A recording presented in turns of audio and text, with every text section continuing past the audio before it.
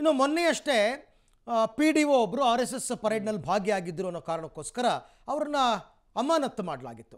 ಅವರ ಒಂದಷ್ಟು ಕಳ್ಳಾಟಗಳು ಈಗ ಬಯಲಾಗ್ತಾ ಇದೆ.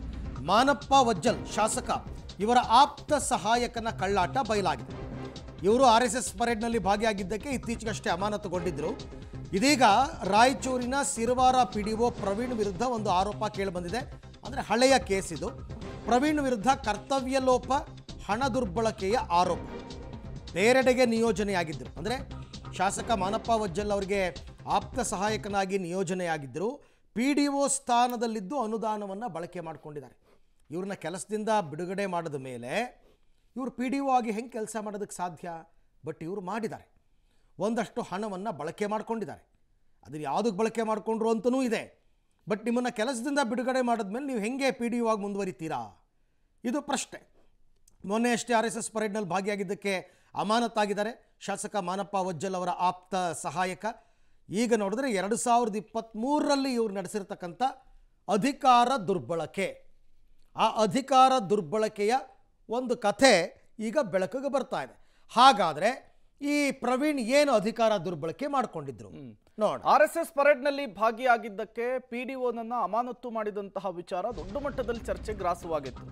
ಈಗ ಅದೇ ಅಮಾನತಾದಂತಹ PDO ವಿಚಾರಕ್ಕೆ ಸಂಬಂಧಪಟ್ಟಂತೆ ಮತ್ತಷ್ಟು ಮಾಹಿತಿಗಳು ಸಿಗ್ತಾ ಇದೆ. ಶಾಸಕ ಮಾನಪ್ಪ ವಜ್ಜಲ್ PA ಆದ್ಮೇಲೂ ಕೂಡ ಈತ PDA ಕೆಲಸವನ್ನ ಮಾಡ್ತಾ ಇದ್ನಂತೆ. PDO ಕೆಲಸನ 2023ರ ಜೂನ್ 15ಕ್ಕೆ PDO ಕರ್ತವ್ಯದಿಂದ DC ಇವರನ್ನ ಬಿಡುಗಡೆಗೊಳಿಸಿರ್ತಾರೆ. ಕಾರಣ ಶಾಸಕರ PA ಆಗಿದ್ದಾರೆ ಅಂತ ಹೇಳಿ. ಆದರೂ ಕೂಡ ಜೂನ್ 25ರಿಂದ 30ರವರೆಗೂ ಕೂಡ 2 ಪಂಚಾಯಿತಿಗಳಿಗೆ ಅನುದಾನದ ಫಂಡ್ ಅನ್ನು ರಿಲೀಸ್ ಮಾಡಿದ್ದಾರೆ. 14,38,000 ರೂಪಾಯಿ ಅನುದಾನದ ಖರ್ಚು ಮಾಡಿರುವಂತಹ ಆರೋಪ ಈ ಪ್ರವೀಣ್ ಮೇಲೆ ಕೇಳಿ ಬರ್ತಾ ಇದೆ. ಗಣದಿನ್ನಿ ಗ್ರಾಮ ಪಂಚಾಯಿತಿ ವ್ಯಾಪ್ತಿಯಲ್ಲಿ 5,18,000 ರೂಪಾಯಿ, ಹಿರೇಹಣಗಿ ಗ್ರಾಮ ಪಂಚಾಯಿತಿ ವ್ಯಾಪ್ತಿಯಲ್ಲಿ 9 ಲಕ್ಷ ರೂಪಾಯಿ ಅನುದಾನದ ವೆಚ್ಚವನ್ನು ತೋರಿಸಿದ್ದಾರೆ.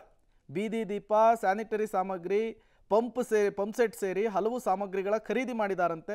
ಜಿಲ್ಲಾ ಪಂಚಾಯಿತಿಯ COಗೆ ಸಿರವಾರದ ತಾಲೂಕು ಪಂಚಾಯಿತಿಯ ಕಾರ್ಯನಿರ್ವಾಹಕ ಅಧಿಕಾರಿ ಇದೇ ವಿಚಾರಕ್ಕೆ ಸಂಬಂಧಪಟ್ಟಂತೆ ವರದಿಯನ್ನು ಸಲ್ಲಿಕೆ ಮಾಡಿದ್ದಾರೆ.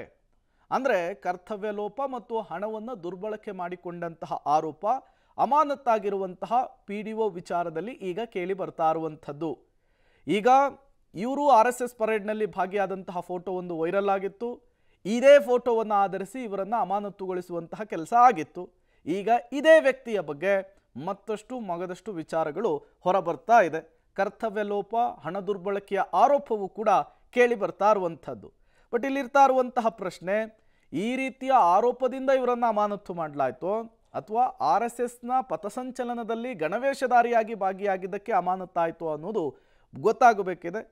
ಇದೇ ವಿಚಾರ ಈಗ ಸಹಜವಾಗಿಯೇ ಜೋರು ಜಟಾಪಟಿಗೂ ಕೂಡ ವೇದಿಕೆ ಆಗುವಂತಹ ಸಾಧ್ಯತೆ ಇದೆ. ಯಾವಾಗ PDO ಅಮಾನತ್ತಾದ್ರೋ ಇದನ್ನೇ BJP ಅಸ್ತ್ರ ಮಾಡಿಕೊಂಡಿತ್ತು. PDO ಪರವಾಗಿ ನಾವು ನಿಲ್ತೇವೆ ಅಂಥೇಳಿ ತೇಜಸ್ವಿ ಸೂರ್ಯ ಆದಿಯಾಗಿ ಒಂದಿಷ್ಟು ಜನ BJPಯ ನಾಯಕರುಗಳು ಕೂಡ ಮಾತನಾಡ್ತಾ ಇದ್ರು. ಬಟ್ ಈಗ ಇದನ್ನು BJP ಹೇಗೆ ತೆಗೆದುಕೊಳ್ಳುತ್ತೆ, ಕಾಂಗ್ರೆಸ್ ಇದೇ ವಿಚಾರವನ್ನು ಹೇಗೆ ಇಟ್ಕೊಂಡು BJP ಮೇಲೆ ಟ್ಯಾಕಲ್ ಮಾಡುತ್ತೆ, ಸಹಜವಾದಂತಹ ಪ್ರಶ್ನೆಗಳು ಈಗ ಮುನ್ನೆಲೆಗೆ ಬರ್ತಾ ಇದೆ.